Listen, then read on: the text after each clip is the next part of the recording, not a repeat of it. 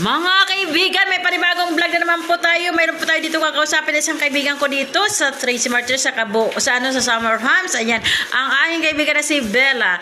Siya po ay ayan, siya na po magpapaliwanag kung ilan na po ang kanyang anak. Ayan, Luzon, Visayas, Mindanao. Time check. Ayan, 2:15 in the afternoon. Ayan, ayan. Simula na. Ako nga pala si Bella Gosmo. Magsi 62 years old sa May 15. May 7 anak. Naghiwalay sa asawa ng 9 years.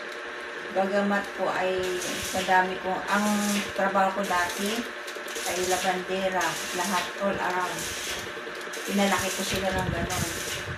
Tapos, ngayon na naghiwalay na ako ng 9 years, ay nagsapalaran ako, makipagsapalaran ako sa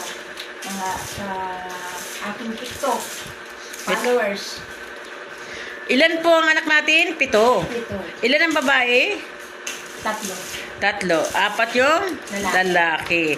Sa 7 anak mo, isa ba ang tatay? 2. Okay.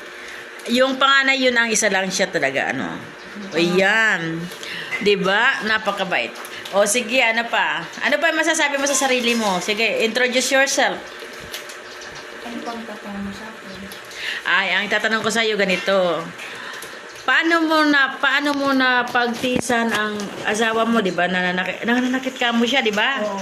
Paano mo na pagtisan ng ilang taon hanggang lumaki ang mga anak mo bago mo na pagtanto sa sarili mo na iwanan mo siya o hiwalayan mo siya?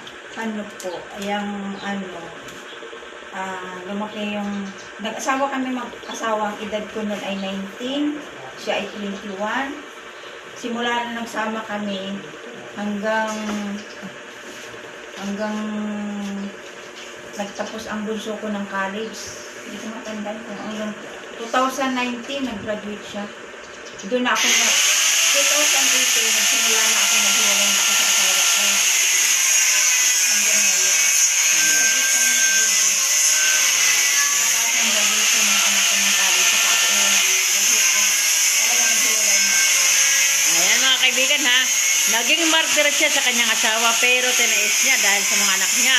Dahil 7 anak niya, tinais niya ang paghihirap kahit nasasaktan siya. Naghahanap buhay siya, hindi lang para makatulong sa mga anak niya kasi nagpaparal siya. Pero tinais niya ang lahat. Pero nung makaalwas na yung kanyang makatapos yung kanyang bunso ng college, ayan, naisip na niya, sarili naman niya ang kanyang isipin, hindi na yung mga anak niya. Kasi tapos na, di ba? O, tama naman. Di ba, hindi puro anak, hindi puro asawa. Kung hindi naman kaya, kailangan natin, hindi pwede natin, tiisin. Pag-isip-isip din tayo, di ba mga kaibigan? Kailan pa tayo babangon kung lugmok ka na? Tama lang ginawa niya. Tapos ngayon, sa palagay mo, nakabangon ka na. Sa ngayon, hindi ko pa masasabing nakabangon pa kasi hindi ko pa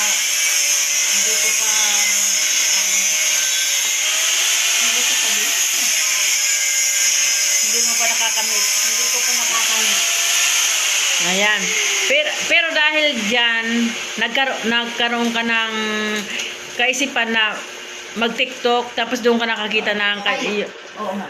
Ay, ano nga pala, nung naghiwalay ako sa asawa ko, parang ang hirap, hindi ko makaya na yung mag-isa. Ngayon, ang ginawa ko, pinaglibangan ko ang isang TikTok. Nag-TikTok ako na nag-TikTok. Hanggang dinami ang followers ko, umabot na ng 600. Wow, dami. Dami followers niya. Diba? Gandara. 600K na. Tapos, wow, 600K? Wow. Tapos marami akong kaibigan na taga-ibang bansa. Panis. May isang followers na sinusundan niya pala ako. Yung mga story Oh, wow. Ako. Ay, yun, nagparamdam siya sa akin, chinat niya ako, nagusto niya ako, tapos inaccept ko. Hanggang ngayon, yun, kaming dalawa na nag-uusap. O di ba mga kaibigan, TikTok lang pala ang kasagutan sa kanyang mga problema. O di ba mga kaibigan, kung kayo rin may mga problema, malay nyo.